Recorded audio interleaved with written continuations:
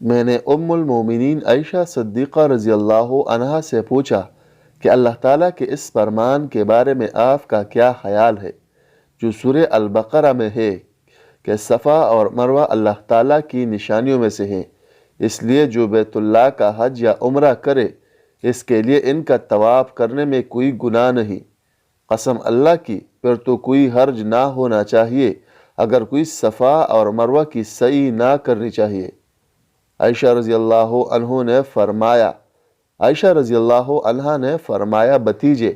تم نے یہ بری بات کہی، اللہ کا مطلب یہ ہوتا تو قرآن میں یوں اترتا ان کے طواف نہ کرنے میں کوئی گناہ نہیں۔ بات یہ ہے کہ یہ آیت تو انصار کے لیے اتری تھی جو اسلام سے پہلے منات بت کے نام پر جو مشلل میں رکھا ہوا تھا اور جس کی یہ پوجا کیا کرتے تھے، احرام باندھتے تھے۔ یہ لوگ جب زمانے جاہلیت میں احرام باندھتے تو صفا مروہ کی سعی کو اچھا نہیں خیال کرتے تھے۔ اب جب اسلام لائے تو رسول اللہ صلی اللہ علیہ وآلہ وسلم سے اس کے متعلق پوچھا اور کہا کہ یا رسول اللہ، ہم صفا اور مروہ کی سعی اچھی نہیں سمجھتے تھے۔ اس پر اللہ تعالیٰ نے یہ آیت نازل فرمائی کہ صفا اور مروہ دونوں اللہ کی نشانیاں ہیں، آخر آیت تک۔ عائشہ صدیقہ رضی اللہ عنہا نے فرمایا کہ رسول اللہ صلی اللہ علیہ وآلہ وسلم نے ان دو پہاڑوں کے درمیان سعی کی سنت جاری کی ہے، اس لیے کسی کے لیے مناسب نہیں ہے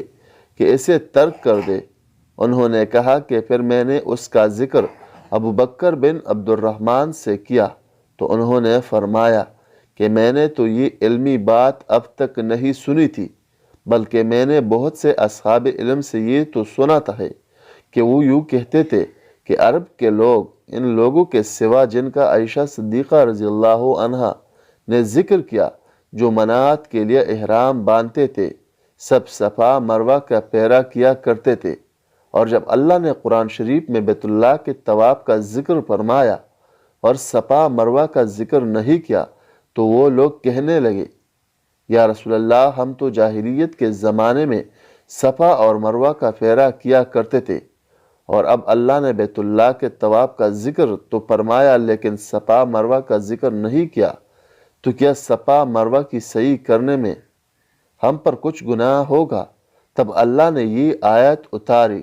صفا مروہ اللہ کی نشانیاں ہیں، آخر آیت تک۔ ابو بکر رضی اللہ عنہ نے کہا، میں سنتا ہوں